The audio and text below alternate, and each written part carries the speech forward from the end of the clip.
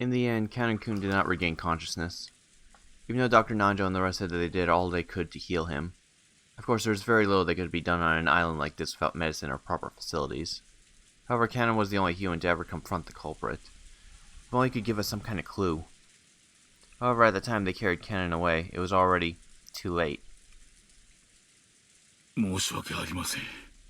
あのような重傷を設備のないところではどうしようも。いえ、無理もないことです。最善を尽くしてくださり、ありがとうございました。Dr. Najo's shirt had been sprayed with a violent spurt of blood, so it was easy to imagine the devotion with which he tried to save Kanon's life, up until the last second. Jessica was crouched in the corridor, crying softly. She had probably been taking care of Kanon-kun until the moment of his death. George Aniki tried to approach her with words of comfort, but when Jessica pushed him away, he stopped trying to force her to talk and left her alone. 私がカノンさんを一人で行かせなければ。気に病むことはない。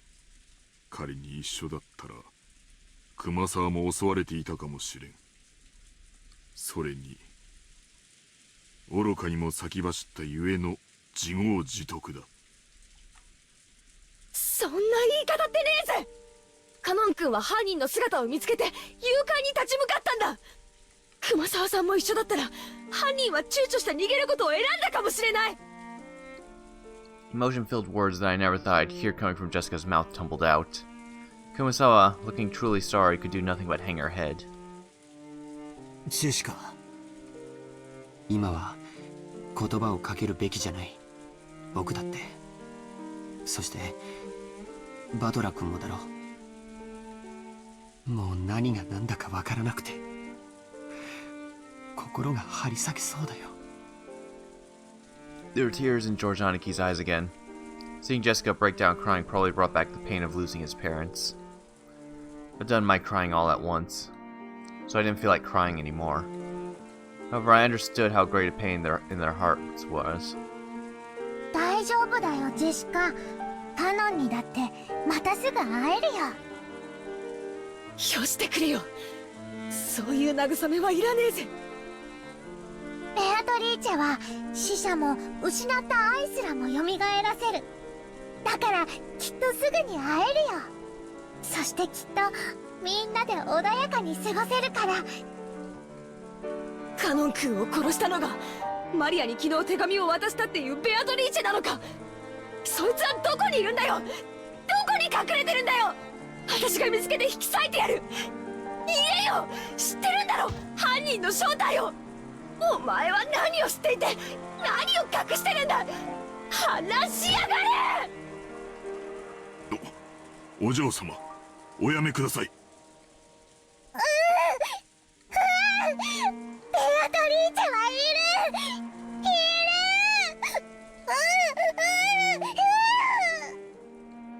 ちくしょう、ケンジさん話せよ。マリアが犯人を知ってる。しかもそいつは知ってて隠してるんだ。そして俺たちの内情を伝えて殺しの手引きをしてるに違いないんだぜ。ジェシカ、静かにしなさい。 Jessica grabbed at Maria. Genji tried to stop her, but Jessica could not be calmed. The next thing I heard was the sound of Aunt Natsue slapping Jessica's face. After that, only Jessica's sorrowful sobbing voice resounded throughout the hall. マリアちゃん、僕は君が断じて犯人ではないことを知っている。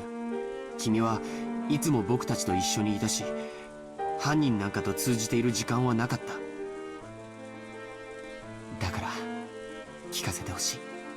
君に昨日手紙を渡したベアトリーチェとは誰なんだい？ Although those words seemed kind, they clearly showed that George still had some remaining doubts about Maria. He didn't actually grab at her. However, he felt exactly the same way Jessica did. 兄貴、同じことは俺もさっき聞いたぜ。返事は同じさ。マリアちゃんの口から聞きたい。ベアトリーチェとは誰なんだい？言っても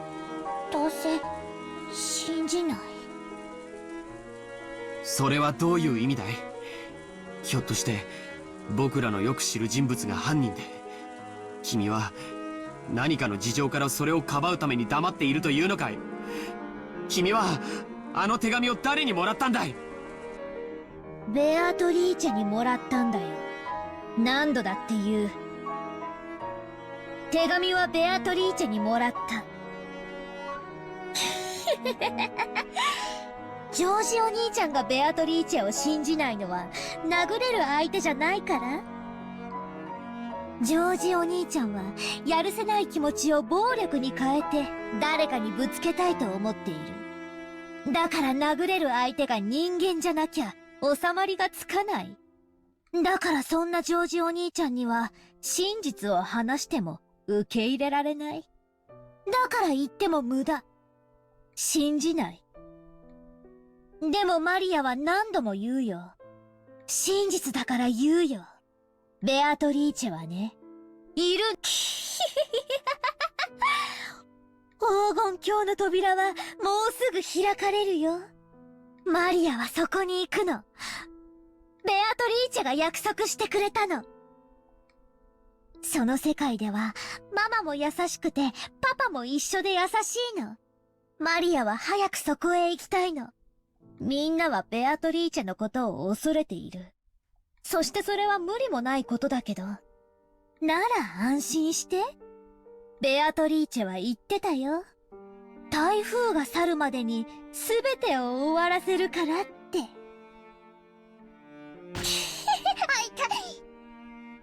饒舌なマリアも嫌いじゃねえが、とりあえずはそのくらいにしとけ。魔女はいるいる言ってたお前にとってさぞや現状は愉快だろうが、とりあえずそいつはお前だけで噛み締めとけ。他人にまで押し付けるんじゃねえ。おお。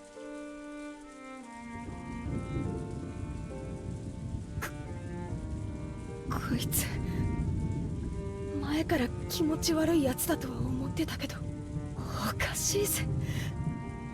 どっかおかしいぜ。バトラは思わねえのかよ。ケンジさんは、熊沢さんは、母さんはどうだよ。マリアは犯人の正体を知ってて隠してる。確かに直接手を下してるわけじゃないかもしれない。でも間違いなく犯人の一味だぜ。そうさ、スパイさ。私たちと一緒になんかいさせられないぜ。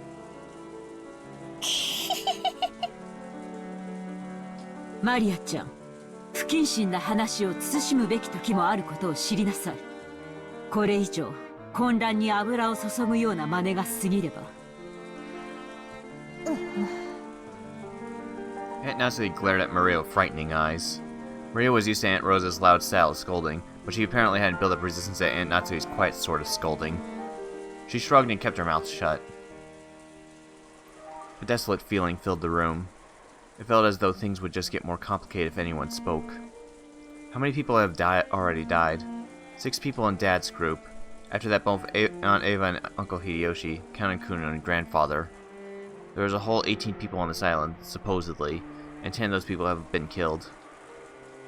That's more than half of us.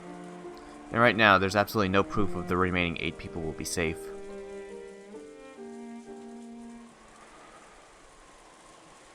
とにかく今は仲違いをしている時ではありません。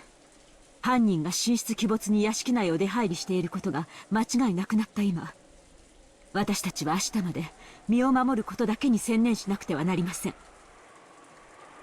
夏日おばさんに極めて同感だぜ。犯人探しは今夜ゆっくりできるさ。今はどこで籠城するかを考えた方がいい。As I said this, I pointed out the clock to everyone. It was already 8 at night.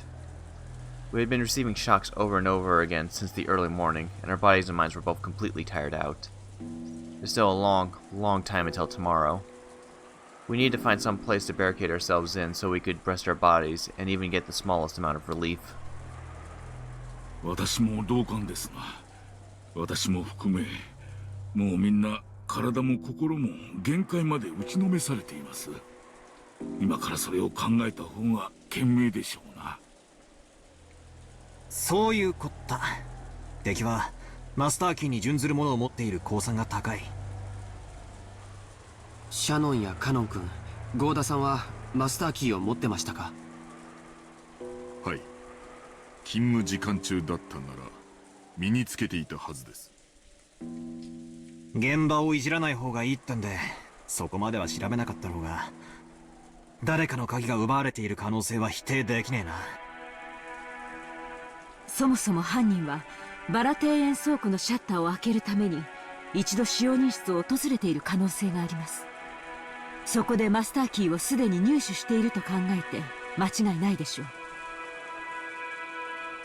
There were many servants serving the Ushiromiya family. Because of that, there were several master keys. Furthermore, every time one employee started or finished working, the keys were passed between servants. And we had to acknowledge that this had probably gotten a bit sloppy at times in the past. 仮に殺された使用人の誰かのポケットから鍵束を拝借したとして、その鍵でも開けられない安全な場所はあるのか？私たちはお仕事の都合上、全てのお部屋の鍵を預かっております。お屋敷もゲストハウスも全てです。つまり私たちはどこへ立てこもって鍵をかけようと意味がないってわけだ。上等だぜ。鍵なんかいるもんか。来るなら来やがれってんだ。返り討ちにしてやるぜ。敵は正面から来ないよ。最初の6人はともかく母さんたちやカノン君、そしておじい様の霊を見る限り敵は孤立した人間だけを狙ってる。一部屋に固まっている僕たちのところへ堂々と乗り込んで来られるほどの力はないんだよ。そうだな、兄貴の言う通りだ。ひょっとするとおばさんのライフル銃が抑止効果として成立してるのかもしれないぜ。なら良いのですが。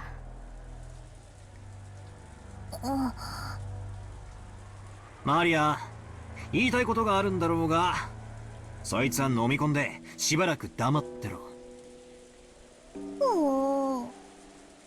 Maria probably wanted to say something about how witches weren't afraid of things like guns. But if she were to say it out loud, the atmosphere around here would start to get pretty edgy. I had noticed and decided to put a stop to it.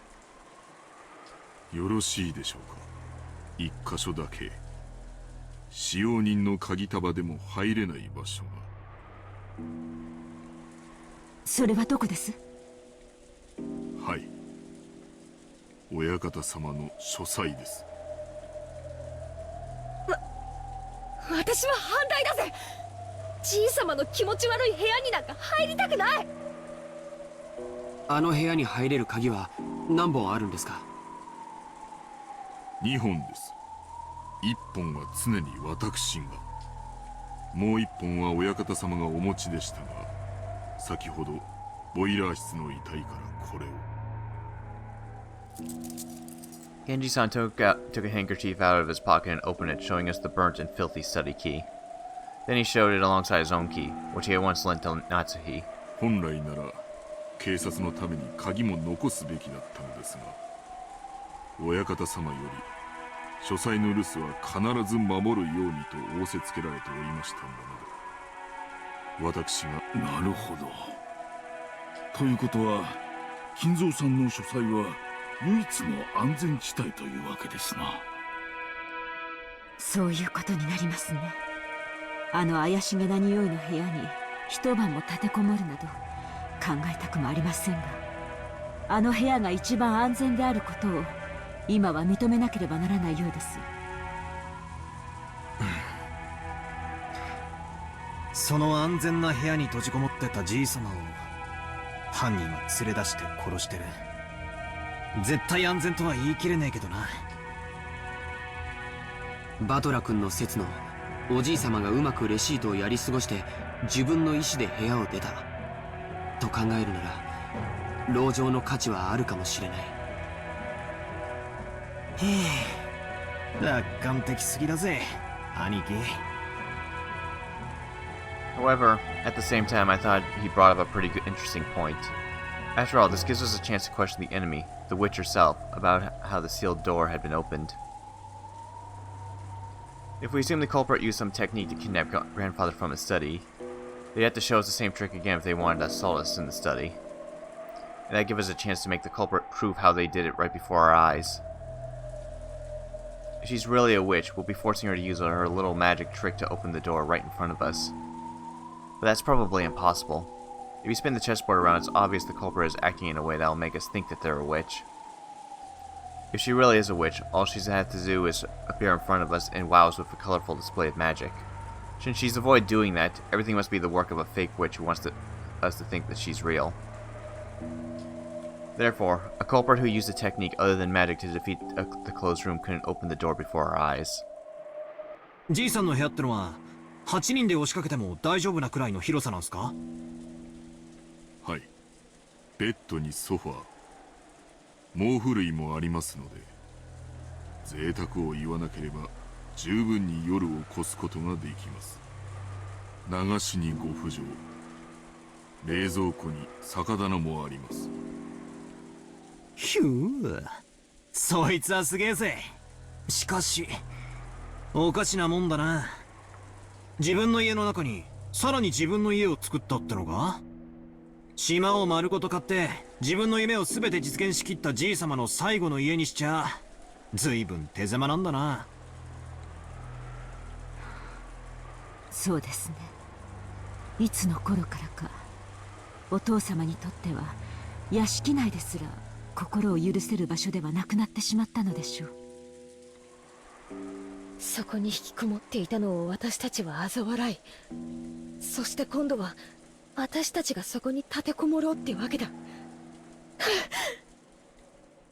Jessica spat the words out. ジェシカちゃんは立てこもるより犯人を探しに行きたいという感じだね。もちろんこっちから探しに行って見つけられるなんて思っちゃいないぜ。結局は待つしかない。ならどこで逃げも隠れもしない。客までテレビでも見ながらのんびり現れるのを待とうじゃねえかよ、ベアトリーチェ様をよ。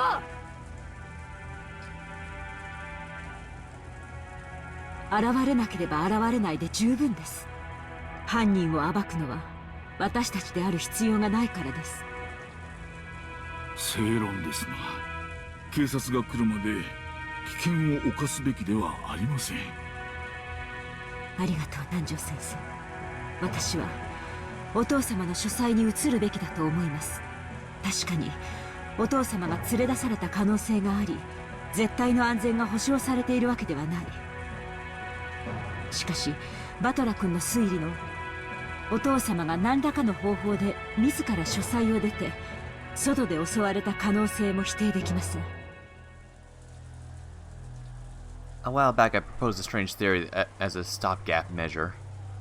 But just as Aunt Ava said, even though that trick would be possible, I couldn't explain what motive would have made Grandfather sneak out of his own study in such a troublesome way. Plus, Grandfather couldn't even have used that trick unless he knew the receipt was wedged in the door. Aunt Ava hadn't pointed out that last part, but it's clear how absurd the theory was. So does that mean the sealed door formed a closed room, just as Aunt Ava claimed? Is it an undeniable fact that Aunt Natsuhi was the culprit? If Aunt Ava were here now, she'd probably make a claim openly and blow my strange theory away. But anyway, I had to admit that a room with both bed and a toilet, and that all 8 people could be shut up in, and with only 2 keys, both of which were gathered here, had to be the safest place in the mansion right now. At the very least, I figured this would be better than just staying up in the parlor and hoping nothing would go wrong. But wait, have we been safe only because we've been shut up in the parlor? What if leaving that room and moving to an unexplored location is actually more dangerous? Ah, it's useless, it's all useless. My flimsy head is about to break out in a fever. If I keep spinning the chessboard around, right and wrong will keep switching places over and over, and I won't be able to believe anything. When it seems like the culprit is one of the 18, I want to believe in Beatrice. But once I start believing in Beatrice, I want to start finding the culprit amid the 18. If I keep spinning around forever, in the end my thoughts won't have taken one step from where they started.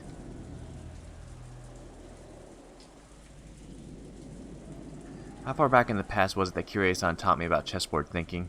The concept of examining the situation by spinning it around and thinking from the enemy side. I seem to remember being so interested by it back then. I use it to guide all my thinking. By the way, Kirie-san was Dad's co-worker back then. I never dreamed that she'd someday be added to our family. Didn't Kirie-san tell me something once? I get the feeling that she once said that while this chessboard thinking was one way to look at things, it certainly wasn't all-powerful, and it wouldn't be good to rely on it too much. チェス盤思考ってのはね、昔本で読んだゲーム理論というものを私なりに解釈したものよ。とても面白い学問だから、バトラ君も大学に入ったら挑戦してみるといいわよ。ぜひやってみたいっす。それを勉強してチェス盤思考をもっと鍛えたら、どんな相手の手の内も読めるみたいで楽しいじゃないっすか。でもね、盲信しちゃダメよ。ゲーム理論は非常に奥深く複雑な学問なの。チェス盤思考はその上辺だけを私なりに解釈した考え方に過ぎない。バトラ君が想像するほどに相手の手の内を読み切るには相当の勉強が必要よ。しかもチェス盤理論は応用の利く便利なものではあっても完璧ではない。便利ではあっても弱点が多い。弱点？ええ、チェス盤思考の基礎はゲーム理論。ゲーム理論は突き詰めると数学に行き着くの。数学の弱点は何か知ってる？ノイズよ。In math, when you write 1 plus 1 equals 2, that process will always result in 1 plus 1 equals 2, no matter how many billions of years pass. Nothing more, nothing less. That's because there's absolutely no noise mixed in. But for example, unlike math, the Japanese language has noise mixed in. Kanji are a good example. Old kanji and new kanji are slightly different, which represents an introduction of noise created by the changes between time periods. Isn't history the same? There are dozens of policies that seem foolish in the modern era that were meaningful at some point in the past. Because the rules of chess are fixed, when a pair of experts are discussing one particular layout, it's possible they could reach the same conclusions whether they're from 100 years in the past or 100 years in the future. However, if the rules of chess have gotten through massive changes over the time, it's possible the discussion about the same layout would have changed as well. その通り。人の世の事象は本来ノイズだらけなのよ。人の感情だってそうでしょ？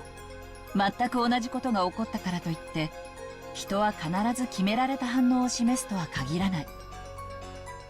それを数学の理論で当てはめ、相手の行動を読もうとする時点で、すでに理論には弱点と限界があることを知らなければならない。手っ取り早く言うと、チェス盤思考はノイズや気まぐれ、そして誤解、認識ミスに非常に弱いの。That's right. Kirie-san definitely said that. Chess has always been a game where both sides play by the same rules and fight in the same conditions for victory. That's why it's possible for both sides to predict the other's moves.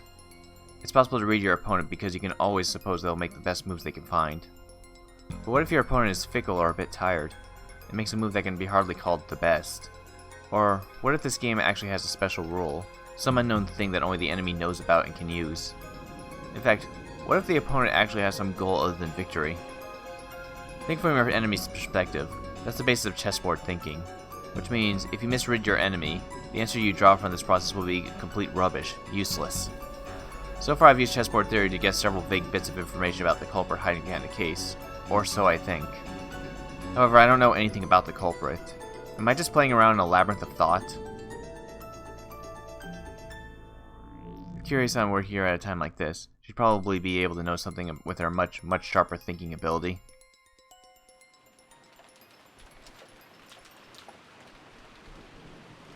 Until the very last moment, Jessica resisted moving into grandfather's study.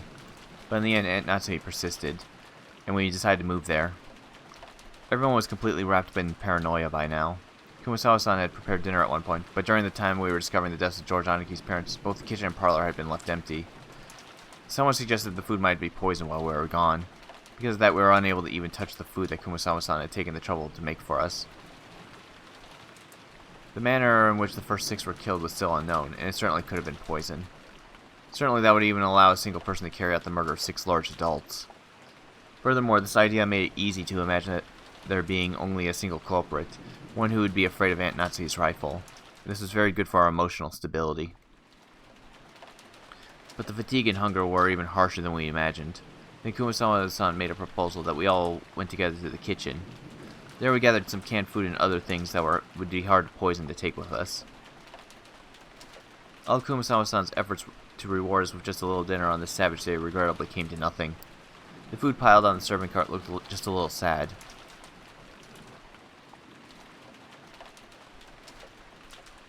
We all started climbing the stairs.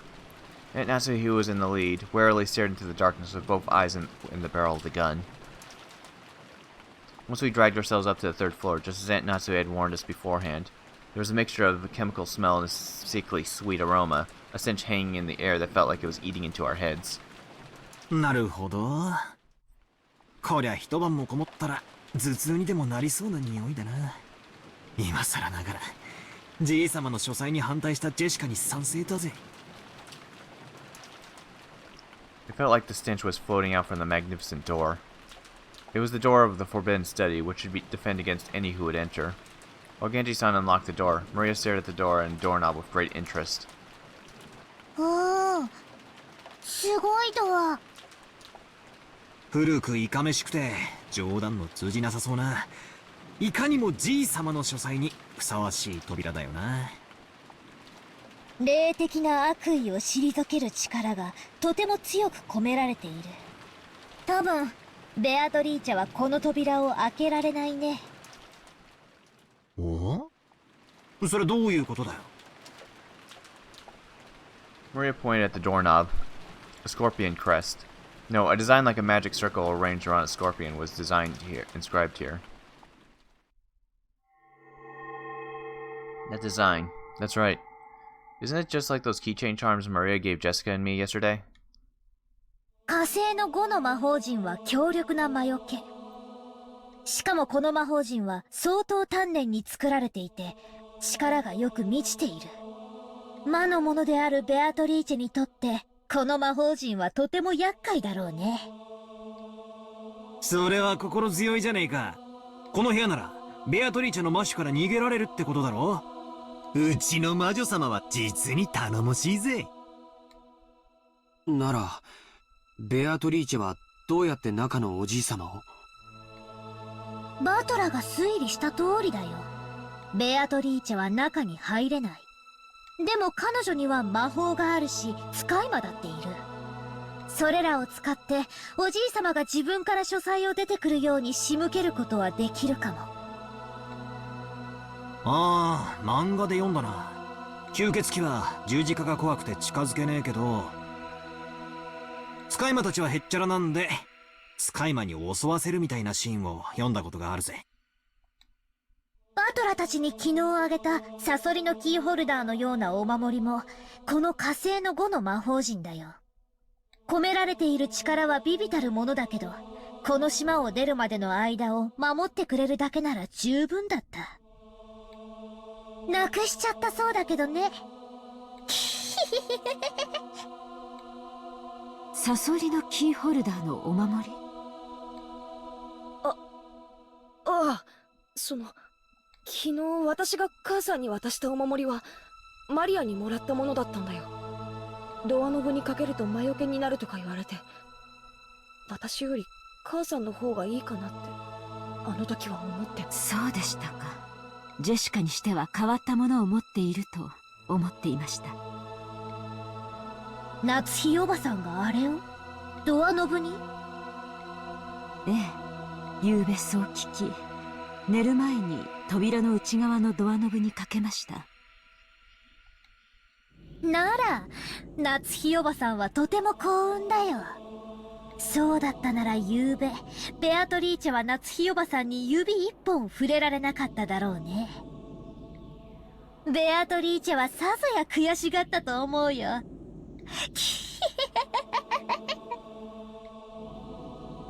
Beatrice annoyed? Couldn't lay one finger? That's what he thought back on the eerie scribble she'd seen in the morning, as though someone had been tearing at the outside of her door with blood-soaked hands, and gasped in surprise. Could it be that this witch who called herself Beatrice tried to enter through the door to Natsuhi's own room? But the magic repelling charm had been hanging from the inside, so she couldn't break through the door. So she was annoyed. So she scratched at it? よせよ、そういう話。魔女なんかいないぜ。いるのは犯人。それも私たちと同じ人間だ。それを確かめる必要があるってなら、八つ先にして血が赤いかも確認してやろうじゃねえか。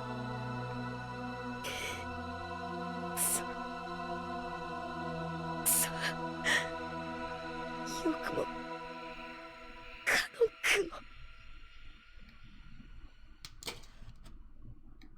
Genji unlocked the door.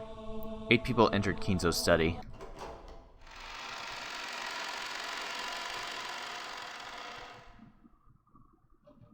Grandfather's study. I heard rumors about it beforehand, so I wasn't that shocked. He had done nothing more than fortify it thoroughly with his occult hobbies. If Grandfather's hobby had been chasing after pop idols, these walls might have been buried with idol posters. Even if I didn't understand it, I did realize that this room was a bundle of all of his pastimes. Even so, I couldn't help but remain dumbfounded by the smell of his creepy medicine and the sweet stench that seemed to melt my head.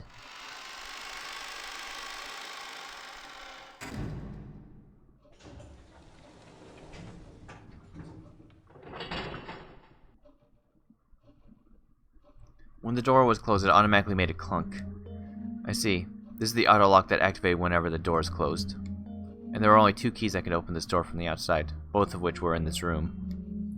In other words, it had become a closed room. The shutter, the receipt, the chain, and now the auto lock.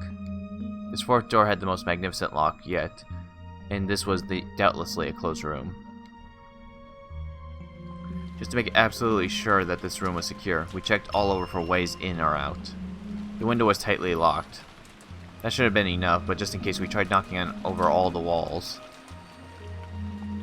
After all, we had talked about there being a hidden door in the room, but we couldn't find anything suspicious.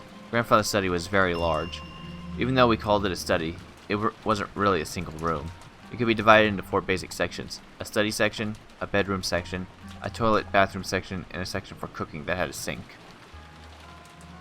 I see, the study really does have enough to live in. Now I see how Grandfather could live his whole life in this room without ever leaving.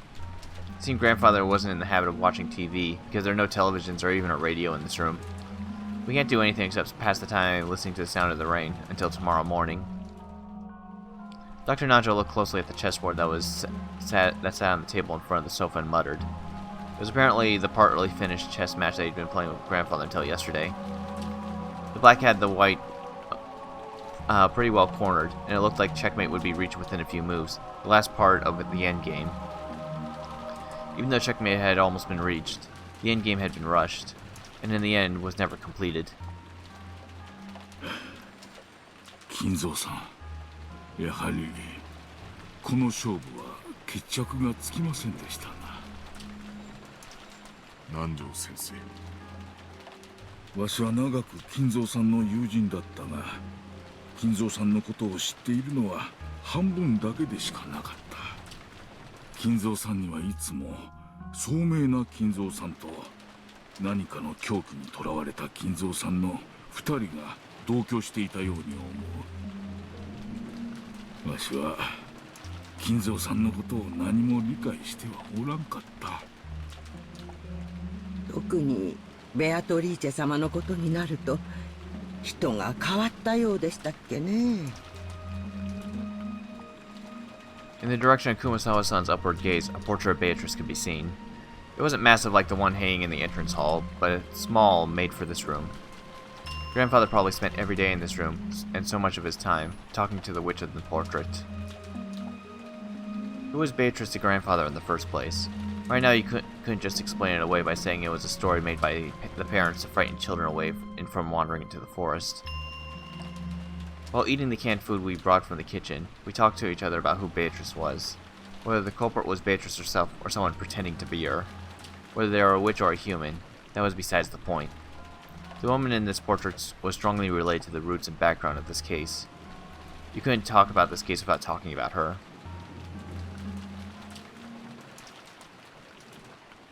そうだ、母さん、エヴァおばさんたちの部屋で犯人の手紙を拾ったんでしょ？ええ、まだ開けていませんでしたね。開けてみましょう。 Aunt Natsui took out that western envelope. Genji-san pulled a paper knife out of the drawer under the study desk and handed it to her. While watching her open it, George Aniki grimaced slightly. After all, it was a letter left at the site where his parents had been murdered. There was a good chance its contents would say something unbearable to Aniki. Well, Aunt Natsuki also seemed to realize that, so she glanced over the contents first without reading it out loud. We were a little frightened that she might grimace after reading something so shocking, but she just frowned unhappily. 内容は何と？不愉快な一文があります。私たちを挑発するつもりなのでしょう。Natsuki, after deciding that the contents should be shown to the children, set it openly on the table. Everyone stared at it at the same time. 我が名をたたえよ。なんだよこれ。うせえぜ。ベアトリーチェの勝ち名乗りみたいなものだろうね。くそ。大方、また怪しげな魔法陣でも出てくるのを期待してたんだろう。魔法陣ではなかったけどね。想像は裏切られなかったよ。どういう意味でしょう？自分の存在を誇示したいのでしょうか？そう考えるのが妥当でしょう。この手紙で初めて私たちは昨夜の手紙の主が犯人であると理解できる。ここに書かれている内容よりも昨夜と同じ封筒でというところに意味があるものと思います。封筒も風浪も間違いなく親方様が使われていたものです。おお、もう私には何が何だか分かりませんよ。こんなことは後宮のお家にお仕えして以来初めてのことです。昨日の手紙の言う通りなら、ベアトリーチェは自称じい様の最古の腹心だ。じい様も常々そう口にしてたんですよね。I spoke to Genji and Kumasawa-san, who nodded together. ってことは、じい様の次に詳しいのは源氏さんと熊沢さんってことになる。話してくれないっすか？私は長いことわざと耳にしなかった話です。ですがこの後に及んではそうも言っていられません。源氏、知っている限りを話しなさい。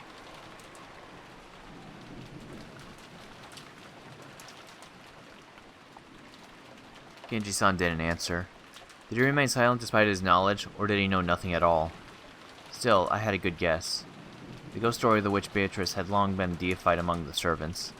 He had probably been very close to grandfather in his occult hobbies, so there's a good chance that he'd been indoctrinated with even weirder things, and had increasingly come to deify the witch. As grandfather's most trusted servant, who had sworn loyalty to him, he might be the most influenced by the illusion of the witch that grandfather had created. So there's only one reason for Genji-san to remain silent. He could speak, but it would definitely cause a backlash, so it was better if he kept his mouth shut, and it wasn't like we'd believe him anyway. Something along those lines. A short while ago, Maria had been more than willing to speak bluntly and unrestrainedly, and that had earned her a scuffle with Jessica. It was natural for Genji-san to keep his silence.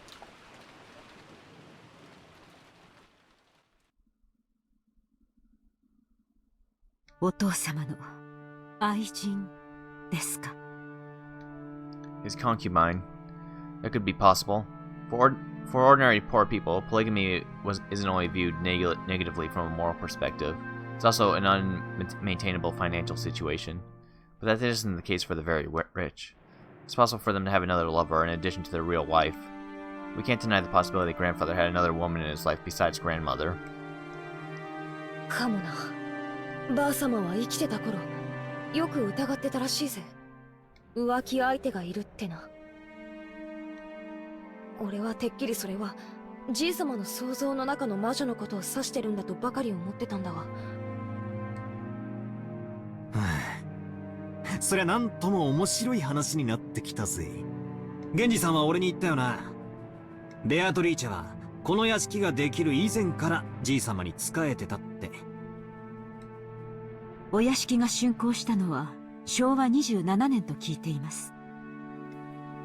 ってことはベアトリーチェという人は30年以上も昔からおじい様と連れ添っていたということになるね。その30年前の愛人、もしくはその縁者や隠し子が何かの恨みがあって。なるほど。洋館ミステリーっぽいありがちなストーリーになってきたじゃねえか。汚らわしい話ですが、一番納得できる筋書きです。どうですか、源氏。おそらく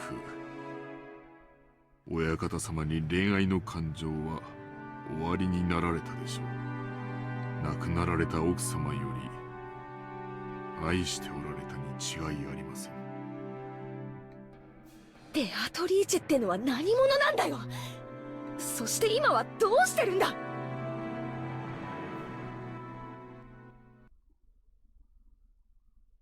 お屋敷ができるより前にお亡くなりになったと聞いています。すでに死んでいる？はい。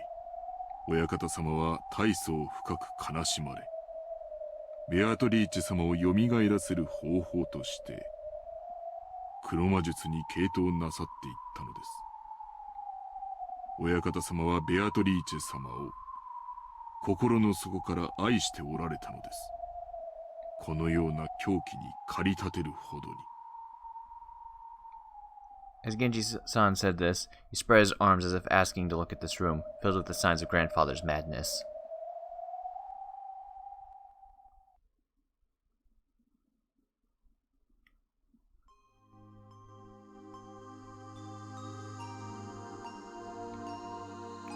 We were all at a loss for words. Normally black magic seems like it would just be creepy, and it's really hard to imagine why someone might be so enraptured by it. Since Kinzo was just an eccentric who had restored the Ushinomiya family amidst his madness, nobody had tried to understand him. The only thing on grandfather's mind had been the loss of a beloved woman, and his inescapable sorrow. Earlier this room had seemed creepy, but in an instant it had changed to something we could understand completely. The creepy books, the magic circles, the medicine, all of it. It all existed simply because he wanted to revive the face of a single woman who had left this world over 30 years ago. 一度だけ深く酔われた親方様にベアトリーチェ様のお話を聞かされたことがあります。詳しいことは忘れてしまいましたが、それはもう女の私が聞いて羨むような深い深い愛情でございました。金蔵さんは後宮家の当主を継いだ時、当時まだ生き残っていた後宮家の長老たちの意向で亡くなった奥さんとの結婚を決められたのです。つまり後宮家にとって得になる女性と強制された。さようです。金蔵さんはお家復興のためだけに当主に据えられ、全ての重責を背負わされたのです。そんな金蔵さんがどこでどういう経緯でベアトリーチェと知り合ったのかは分かりかねます。それ以上語るのは無粋だな。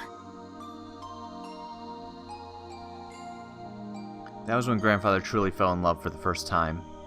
Just how deep was his affection for her? That was easy to see just by looking around us. This room was covered with piles upon piles of things having to do with black magic, and grandfather spent every day shut in here, immersed in his research and isolated from the outside world, never regretting 1 minute of it. You couldn't help but recognize the depths of grandfather's love for Beatrice.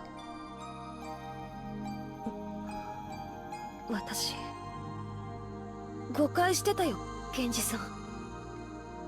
何をでしょうか。私、使用人の人たちが魔女を問診するのはじい様の気持ち悪い黒魔術趣味に感化されてるからじゃないかってずっと違ったんだな。Acting as though Beatrice's soul at least had been restored and existed inside this mansion, they might have hoped to soothe the grandfather's heart. With a closed eye and expression of one remembering something from the distant past, Genji had broken his long silence. In making that confession, he probably felt like he was betraying his one and only master in the most serious way, even though that person was already dead. Beatrice has revived as a witch, and she is in the mansion even now. Genji had said it, had believed it, had made people believe it, and would take that with him to the grave. This might have been the last service he could offer up to his master. The legend of the witch, the mysterious tale of Rokujima that was still whispered among the serpents. Its true nature was a sad lie. No, it was an act of kindness towards grandfather, who had lost the person he loved above all else.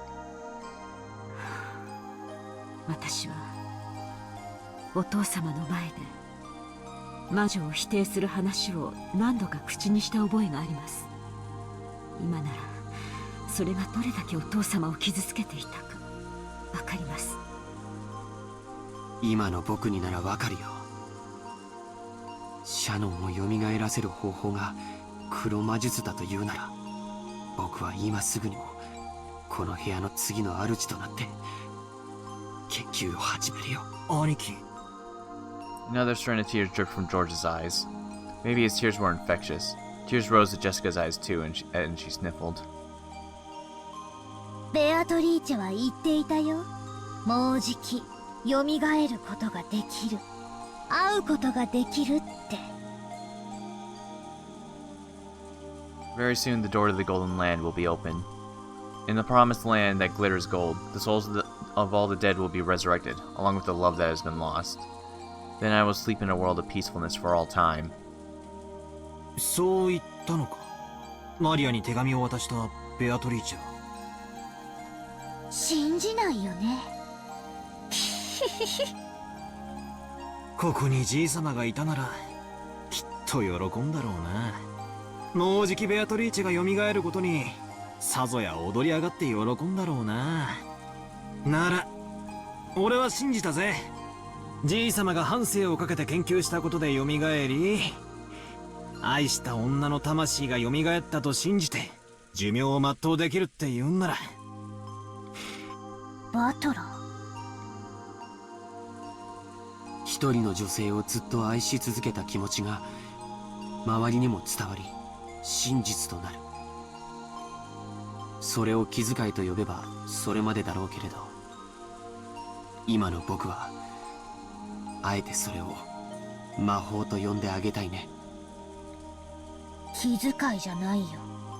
本当に魔法だよ。魔女だよ。やっぱり誰にもベアトリーチェの姿は見えないんだね。Some time passed. As we listened to the sound of the rain, we considered what kind of love and madness must have possessed the owner of this room as he spent half his life here.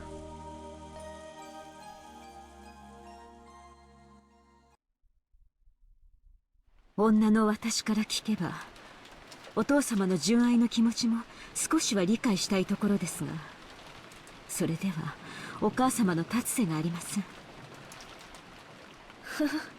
同感だぜ。浮気は浮気。綺麗事にされちゃかなわねえよな。それもそうだな。ばあ様が気の毒になっちまうぜ。それでベアトリーチェとおじい様の間に子供がいたなんて話はある？ The keyword Beatrice has been hidden in every corner of this case, so it's natural to suspect some relative of hers. いえ、そのような話は聞いたことがありません。仮にいたとしたら最愛の人の忘れがたみとしてきっと全ての愛情を注ぎ込んだだろうね。それがなく黒魔術に没頭していったなら子供はいなかったと考えるべきなのかな。そういえばこんな噂を聞いたことがあるぜ。知ってるだろ。じい様が福音の家っていう孤児院に莫大な援助をしてるって話。よしなさい。それはお父様を冒涜する中傷に過ぎません。教えてくれよ、夏日おばさん。隠し事はなしなのはおばさんもだと思うっすよ。くだらない話です。お父様はその施設に莫大な援助をし、社会勉強の一環として当家の使用人雇用枠を開放していました。それをお父様に汚らわしい趣味があると吹聴する愚か者がいたというだけの話です。一時期それが黒魔術の生贄にするためだみたいな噂になってさ。実際いつもこの部屋で怪しげな実験や儀式を繰り返してたわけで、私も半分は信じてたところがあったぜ。その福音の家出身の使用人ってのは？何人かいますが、親族会議中のシフトではシャノンとカノンの2人でした。 To resurrect Beatrice, he brought in servants from an orphanage as human sacrifices. 確かにじい様が使用人として選ぶのはいつもシャノンやカノン君くらいの若い子ばかり。私だってじい様には妙な趣味があるに違いないって信じてたぜ。ジェシカ、言葉を慎みなさい。 While Aunt Nasuhi scolded her, the atmosphere instantly went sour and everyone felt quiet. However, something was tugging at the back of my mind. Sacrifices. Sacrifices. Human sacrifices brought over from an orphanage. What is it? Freaky words like sacrifices don't pop up often, and yet I've seen or heard that word recently. Some part of my memory is still tugging at me. Hey Beatrice, what do you know? I had arrived in front of the portrait of Beatrice. It wasn't as massive as the one in the entrance hall, but that portrait, which must have been drawn by some famous painter, was still intimidating in this small size. Below it, it's just like the entrance hall, was an epitaph supposedly hinted at the location of the hidden gold. 生贄だ。なんだよバトラ、急に気持ち悪いこと言うなよ。生贄を6人。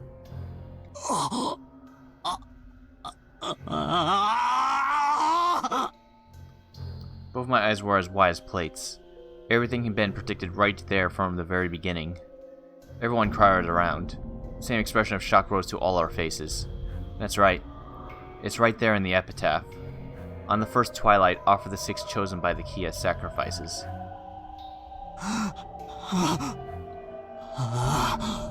間違いない。最初に死んだのは6人だ。そしてシャッターに書かれた魔法陣じゃねえ、ヘブライ語でも生贄を捧げると書いてあった。私は最初からそう言ってる。 That's right, Maria said it right at the start. Right after we found the 6 spies, when Maria was in the parlor watching TV, she said it. Ooh, the culprit isn't human. It's just the sacrifices chosen by the key. これは黄金の隠し場所なんかじゃねえ。黒魔術か何かの復活の儀式の手順なんだ。確かこの碑文には大勢の死が必要になるはず。確かにざっと読むだけでも 6+2+5 で13人は死ななくちゃならないことになってるぜ。普段はこの島には何人いるんですか？使用人のシフトにもよるでしょうが、お父様、夫に、私にジェシカ、そして使用人が 2,3 人。昨日今日は5人いてもらってますが、普段はそこまでいません。ってことはだ、この儀式を実行しようとしたら普段じゃ生贄が足らないってわけだ。いや違うぜ。じい様は福音の家から不気味な儀式の生贄にするために使用人を取ったという噂。つまりなんだよ、生贄の人数を増やすために使用人を増やし、さらに人数が集まる年に一度の親族会議はこの儀式を執り行える年にたった一度唯一のタイミングだったってことじゃねえか。 When Jessica screamed this, Maria broke out of that creepy laugh, looking truly pleased. 人は運気を試すためにある種の確率に願掛けをすることがない？ Like throwing a sandal and saying that if it lands the right side up, tomorrow will be sunny. or saying that tomorrow will be a good day if a coin lands heads up. There are many little superstitions like that. Sometimes when your luck is down, you get bored. You roll the dice, and if you get 3 6s, you want to believe in the importance of some miracle. When flipping a sandal, you have at worst a 50% chance. Even if you get it right side up, it's not worth much. But if you carelessly roll 3 dice and they all come at 6, you might think that it's a small miracle. 魔術にもそういう考えはあるんだよ。限りなくありえない出目を期待してひたすらに祈祷を続ける。そうして蓄えられた祈祷の念は奇跡の出目が現れた時魔力をもって具現化される。おじいさまがしようとした魔術は多分そういうもの。鍵が無作為に選ぶ生贄の抽選。それに万が一自分が当たることがないようにこの島に最も人が多くなる日を選んで儀式を実行した。バカバカしい。これらが全て怪しげな魔法の儀式の過程で起こった事件だと言い出すのですか。 Natsu yelled. She couldn't quell the fear that the scorpion charm might be the only reason she was still safe. If I hadn't received that charm from Jessica and hung it from my doorknob, would I have been killed, mixed in along with those 6? And the strangest part is, even though I hung the charm from the inside of my door, they couldn't get through the door. The culprit knows the charm from the outside of the door and gave up trying to open it. A human couldn't have perceived that. A charm meant to stop something that was not human had done exactly that. Impossible, impossible, impossible. だが夏日さん、確かに碑文の内容はその後をなぞっとる。第二の晩に残されし者は寄り添う二人を引き裂け。これはエヴァ様たちのことを指しているのでしょうか。悔しいけどそうだと判断せざるを得ない。そして母さんたちを殺した犯人は続く第三の晩の言葉を手紙に書きその場に残したんだ。そうだな。第2の晩を実行し第3の晩をその場に残した。第3の晩はまさにさっき夏日おばさんが読んだ通りだぜ。 On the third twilight, those who remain shall praise my noble name. Aha! If you read it that way, it just keeps going, doesn't it? On the fourth twilight, gouge the head and kill. Gouge the head and kill. George Aniki's parents were killed with those demon ice picks gouged in their heads. But if they were the second twilight, someone else must have been gouged in the head. じいさまだ。焼却炉の中で焼かれてたからそっちに目がいっちまって気づかなかったがじいさまも眉間にいや頭をえぐられてた。じいさまが第4の晩の犠牲者。じゃあカノン君は第5の晩に胸をえぐりて殺せ。カノン君については犯人との突発的な遭遇による犯行だと思ってたけど違う。誰か一人をおびき出し胸を貫くことを初めから狙っていたんだ。もし犯人がこれをなぞっているとしたならまだ3人が死ななければならないというのですか。 On the sixth twilight, gouge the stomach and kill. On the seventh twilight, gouge the knee and kill. On the eighth twilight, gouge the leg and kill. 確かにそう読み取れますけど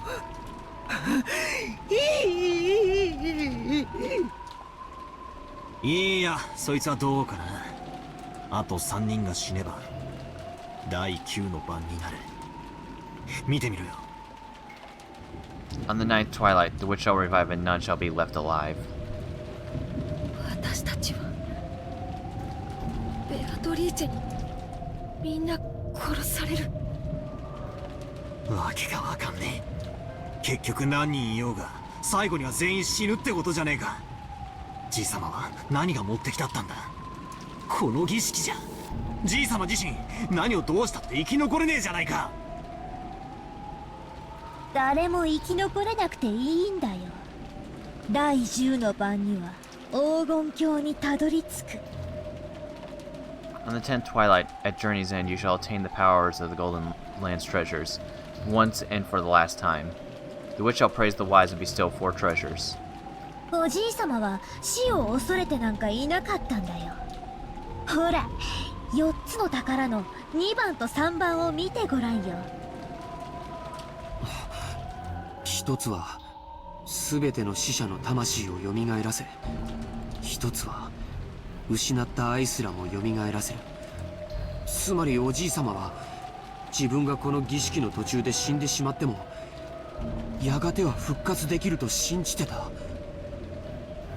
バカバカしいぜ、妄言だぜ。死んだらそれまでだろ。死者は生き返らない。人類が何千年もかけて追い求め、結局は未だに成し遂げられない奇跡だぜ。つまりこういうことだろ。死後の世界で再会できて蘇ることができるとか、そういう類だろ。ジェシカの言い分通りだとするなら、こいつはつまり老い先短いじい様が恋に狂っての自殺まがい、いや壮大な無理心中ってことなのか。天智、その可能性を考えられ。わかりません。親方様は時に1000年の未来を見越されるほどの聡明なお方です。しかし凡庸な私にはそれが狂気としか映らないこともあります。それってイエスって意味だよな。熊沢さんはどうなんだよ。私は何も知りません。知りませんとも。知っていたなら今日この島にいると思いますか？手病でも何でも使ってお休みしていますよ。おじい様の長年の友人である南條先生のご意見は？源氏さんに同じです。金蔵さんは凡人をはるかに超越した方だった。そこにある種の人間離れした力すらも感じることはありました。私にも金蔵さんが何を考えてこの碑文を残されたのかわからない。一つだけ言えるのは、仮にこの筋書きを作ったのがお父様であっても実行しているのは別の人間だということです。確かに少なくともじい様とカノン君を襲った犯人は他にいる。しかもそいつはこの碑文通りまだ事件を続けようとしている。僕たちが深く考えなかった最初の手紙、あれには何て書いてあっただろう。 We thought back to the recitation of the letter last night. Beatrice had proclaimed something inside it. She had proclaimed that, according to her contract with Kinzo, she would collect everything of the Ushumiya family as interest. Then she also revealed a special clause. If someone discovered the location of the gold grandfather had hidden, that right would be lost. When the letter was read, grandfather was still alive. But at that time, it had already been sealed with the wax by the head's ring, which meant grandfather had handed the ring over to Beatrice while she was still alive. If we take a straightforward reproach, maybe we should assume that Beatrice is carrying out the strange contract, with grandfather guaranteeing her that right. In other words, this was the same as saying grandfather knew and approved of the contents of that letter. In other words, it's basically a joint message from Beatrice and grandfather, telling us that Beatrice will start collecting interest if we don't solve the riddle. In other words, grandfather and Beatrice were demanding that we try and solve the riddle in the epitaph. And if we couldn't, they were saying that a massive massacre would be carried out according to the epitaph. What does that mean? What do they want? I don't have a clue what it means. ほら、ベアトリーチェからまた手紙だよ。なんだって？ Maria was pointing at the top of a table, where the canned food everyone had been eating just now still lay. A Western envelope from Beatrice was certainly sitting there, but so what? Aunt Natsuki let out a hysterical cry, looking between her own hand and the table, because the envelope she had just opened was still grasped in her hand. So why was there an envelope on the table? なんだよ、どういうことだよマリア。その封筒はどこから出てきたんだ。今見たら置いてあった。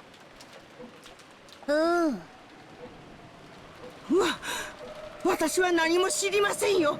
何も。冗談じゃねえ。ここには俺たち8人しかいねえんだぞ。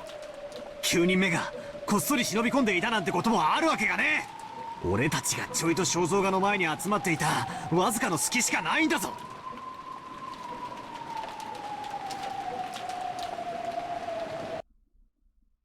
全員下がりなさい。壁へ下がりなさい。 And Natsui was pointing the rifle at Genji and the others, bellowing at them. Genji-san was overpowered, his face looking like he didn't have a clue what was going on. Of course, I felt the same, but a few moments late, I reached the same conclusion that Natsui had. Until just a few seconds ago, there had been no letter like this on the table. And nobody entered this room. That means that someone among us had placed it during a few seconds when everyone was looking away, preoccupied with the portrait. バトラ君、この封筒を開けて中身を読んで。I picked it up. It was still sealed with wax.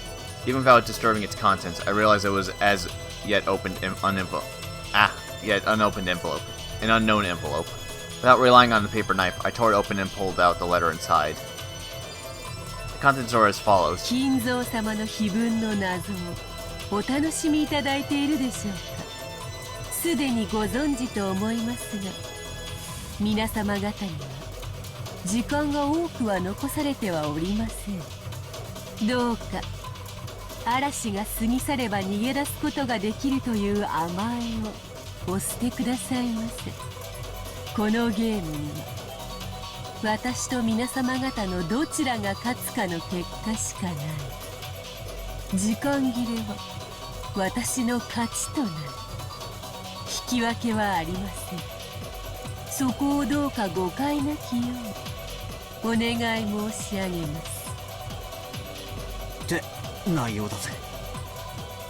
この手紙を誰が置いたかは明白ではありません。ですが疑わしき人物を絞ることはできました。あなたたちです。奥様、それはあんまりにございます。私は肖像画の前に行く直前、ここに缶詰を置きました。その時このような怪しげな手紙は決して置かれていなかったことを確認しています。そしてその時すでにジェシカとジョージ君、バトラ君は肖像画の前にいた。そして彼らはこの手紙が現れるまで肖像画の前を離れていない。つまりあなたたち4人の中にその手紙を置いた人物がいる。ベアトリーチェがいる。おお、ベアトリーチェはマリアたちじゃない。ベアトリーチェはイルお黙りなさい。あなたたちの中の一人が疑わしいのか全員が疑わしいのか分かりません。しかし確実にあなたたちの中に犯人が混じっている。そうだぜ。19人目なんかいるわけがない。魔女なんかいるわけがないんだ。カノン君を殺したのだって。そうさ、熊沢さんなら説明できるよ。熊沢さんは本当はカノン君と一緒にボイラー室に入り殺したんだ。そして後から来たらもう倒れていたと嘘をついた。誤解です、お嬢様。私がなぜそのようなことを。母さんたちをどうやってあの密室で殺したのかは見当もつかない。でも母さんたちが殺された時、使用人の人たち以外の全員にはアリバイがあった。なかったのは使用人の人たちだけ。でも本当に疑ってもいいんだろうか。確かにそれを言い出したら全ての件でアリバイはないが。She would really be so quick to make that judgment. But this time, in this room, in this place, in this moment, in this minimally small bit of time and space, it's obvious. Only one of the four could have set the letter there in our blind spot. We can't tell who put it there, but it's obvious that one of the four did it. 夏井さん、どうか落ち着きなさい。今日一日いろいろなことがあった。心が参っているのはよくわかります。南條先生をお疑い申し上げるのは非常に心苦しいです。ですがお父様の主治医として唯一無二の親友として長くお父様ベアトリーチェのことも知っているかもしれない。何かの古いしがらみを知っていて隠しているのではありませんか？そんなはずはない。落ち着きなさい。It was pitiful to watch Dr. Nanjo frantically pleading his innocence. It was probably a normal reaction that anyone would give if they were suspected. Kumasawa was the same. Ever since Jessica voiced her suspicions of Kumasawa murdering Kanon, Kumasawa had been totally flustered. That was why Genji's calm appearance looked so bold, and that's why he pointed the barrel of the gun. 源氏、あなたはお父様の一番の部下です。ベアトリーチェとはあなたがお父様に見せた幻想で、あなたこそがその実行者だったのではないのですか？そうお疑いいただけるのは、奥様が私を親方様の一番のしもべだとお認めいただけたというか、このような場ではありますが、とても名誉なことだと存じます。しかし、この手紙を置いたのは私ではありません。それを私が鵜呑みにできると思いますか？お前が首謀者に決まっています。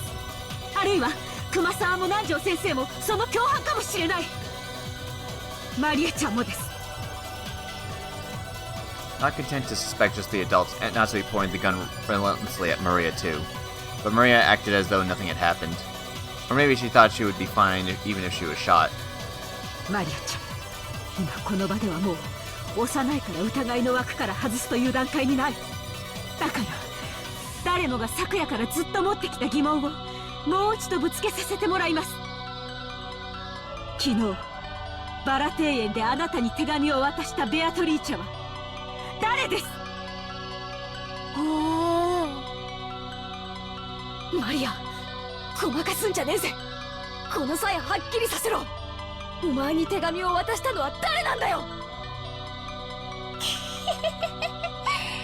だから何度も言ってるよ。ベアトリーチェだよ。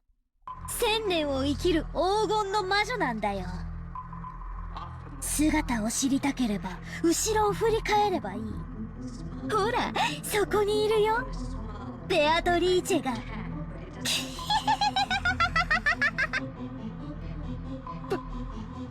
バカにしてんのかてめえ。よせジェシカ、マリアもよせ。状況が分かってんのか。そんなこと言って何になるってんだ。無意味な挑発はよしやがるってんだ。マリアには分かんないよ。バトラたちは誰が犯人ならいいの？自分たちの中に犯人がいると信じたくない時だけベアトリーチェを信じて、親しい人を殺された恨みを晴らしたい時だけ暴力をぶつけられる人間の犯人を信じたがってベアトリーチェを否定する。だから見えないんだよ。ベアトリーチェはいる。お前たちには見えない。黙りなさい。あなたが犯人だと決めつけたくはありませんが、この状況を不愉快にさせて楽しんでいる利的行為者であることはもはや疑いの余地もありません。ならどうするの？マリアを撃つ？別にいいよ。もうすぐ黄金鏡の扉が開かれる。そして全ての死者がよみがえる。今や死は恐れるべきことではないんだよ。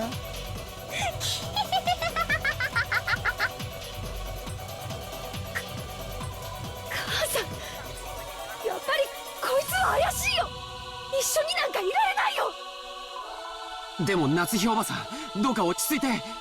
マリアちゃんを撃つ理由は何もない。どうか冷静に。手紙は挑発するけど何も恐れることはない。犯人だって明日が怖いんだ。警察が怖いんだ。この島は今無秩序に支配されているけれど、それは台風で隔離されているからだけに過ぎない。台風が過ぎれば秩序が戻ってくる。だからおばさん、撃っちゃいけない。なんで調子兄さんはそんなにも冷静なんだよ。この4人の中に犯人がいる。いや、あるいは4人が全員来るかもしれない。この中にエヴァおばさんたちを殺した犯人がいるかもしれないってのに、なんでそんなに冷静なんだよ。僕だって犯人を見つけて殺してやりたい気持ちはあるさ。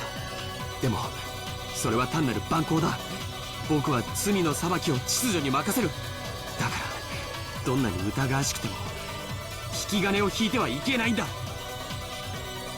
ジョージの兄貴に同じだ。夏日おばさん、ここはちょいと冷静になろうぜ。とにかく撃つのはまずいぜ。こういう時はよ、頭を後ろに反らしてクールになれって3回唱えるといいらしいぜ。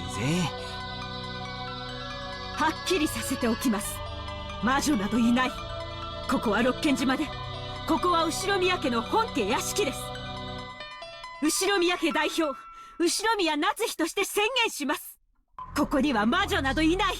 ベアトリーチェなど認めない。何を企もうとも娘たちには指一本触れさせない。それが母としての、当家代表としての務めです。 Those words were the final words of farewell that settled everything. To protect her daughter, Aunt Natsui would regard any suspicious person as an enemy.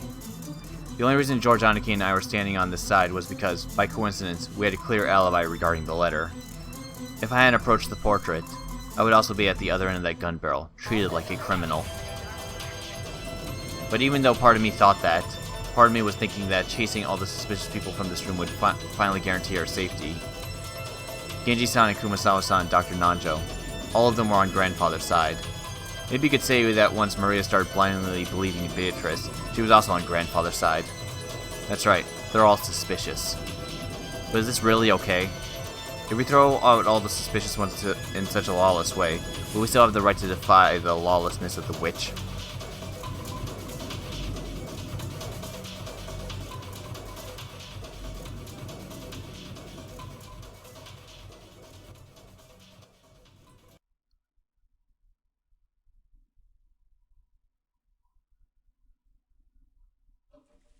Aunt Natsui didn't tell them to leave with her own words, but with the wordless pressure, she induced them to say that to themselves. Because if Dr. Nanjo didn't say those words, this cold silence would surely continue forever. 落ち着きなさい、夏日さん。だが気持ちはよくわかる。わしだって今朝からの異常な事件続きで頭がどうかなってしまいそうだ。だからわしらを疑いたい気持ちもよくわかる。もし本当に南條先生が無関係なら、私は無礼極まりないことをしているのだと思います。ですが今だけは分かってください。分かった。わしらは部屋を出ましょう。どうですかな、源氏さん。客間に戻ってチェスの続きといきませんかな。それをお望みでしたらぜひ。私は嫌ですよ。だってこの中に狼がいると分かってて部屋から追い出されてしまうんですよ。嫌ですよ、奥様。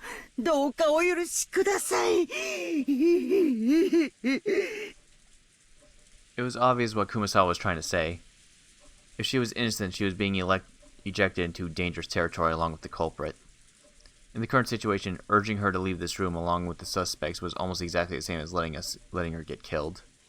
However, Kumasawa-san really was suspicious just for being the first one to discover Kanon-kun had been murdered. At that time, everyone except Kumasawa-san had an alibi.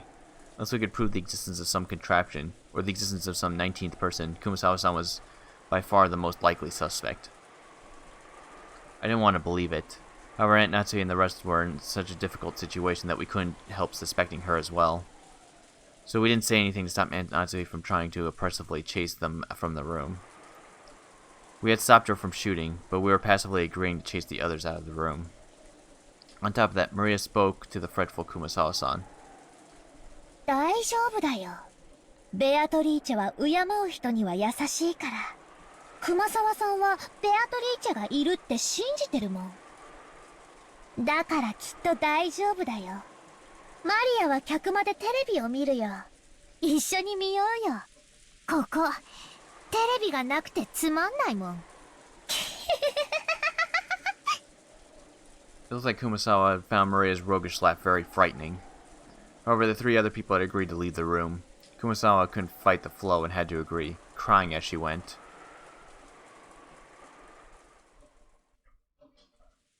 それでは夏日さん、今夜はこれで。また明日お会いしましょう。今夜だけは分かってください。警察が来たら全員に今夜のこの無礼を必ず謝罪しますから。チェスもよろしいでしょうか。できたら安全なところに。現地頼みます。かしこまりました。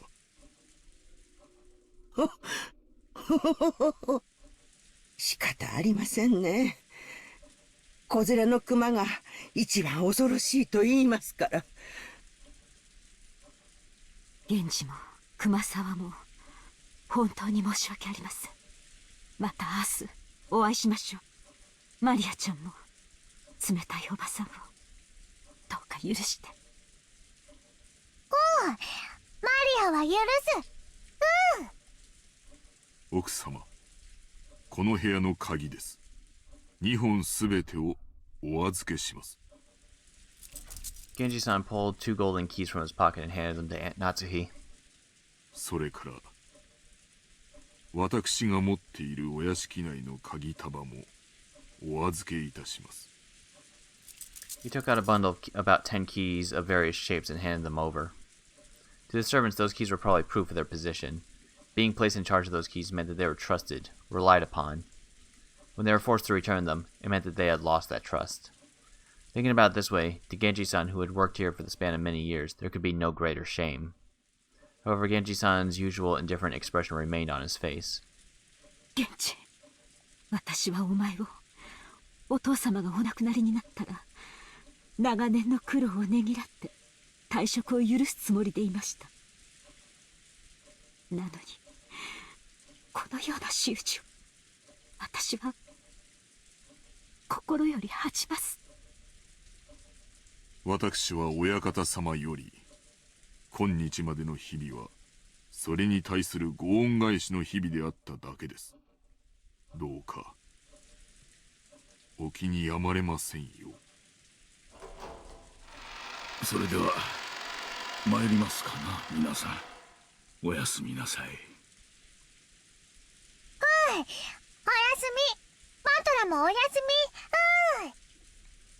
あ、マリア、ちょっと待て。 Knowledge of guilt made me call Maria back. I groped around in my pocket and took out that scorpion keychain. これ魔除けなんだろ。身につけとけ。バトラ、確か落としてなくしたって。あんときゃなんか尺になってなくしたとかホラ吹いただけだ。お前の大切なお守りをなくすわけねえだろ。Maria silently took the charm. I was unable to say anything after that. それでは皆様、おやすみなさいませ。 We watched them leave, our expressions completely worn out, and we weren't even able to respond.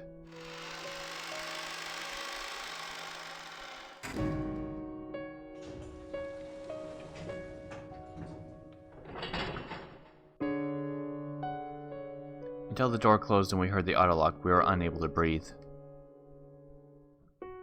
Then we were finally allowed to take a breath. After that, I noticed Beatrice's letter, which I had been gripping the whole time, which was soaked with my sweat, actually had 2 sheets. The paper had been tightly stuck together, so I had mistakenly thought that there was only one. There are no characters on the second sheet. The thing drawn there was a magic circle, written in red ink like blood. Just like how every magic circle up until then had been different, this magic circle was one I had never laid eyes on before. Inside the circle was a large triangle, and a small triangle were to fit together in a simple design. But just as before, there was writing in Hebrew, and it seemed clear that there was some kind of meaning. I wanted to know what it could be, but we had just chased Maria, the only person who could understand the meaning of magic circles, out of the room. I thought this magic circle as Beatrice's second message. What does this magic circle mean? Damn it. After chasing out the suspicious people, all we had to do was stay barricaded here until morning, and everything would probably be over. Once the typhoon passed, when the seagulls cry, will everything be resolved? But the letter, which had unexpectedly appeared in the study, forced us to reject that naivete. It had made it clear that, if time ran out, it would mean the witch's victory. When the time runs out, is the witch planning to take on the offensive? This time, is she planning to display some fearful magic power, maybe something that could be used to kill all six adults at once? Wait, when is time supposed to run out anyway? I don't know anything. これでもう安全です。もう絶対に。 Even as she said that, Aunt Natsuki couldn't stop gripping that rifle. There was no release in the tension in her expression. Of course, none of us felt like breathing a sigh of relief. At least, not until we could hear the cry of the seagulls once more.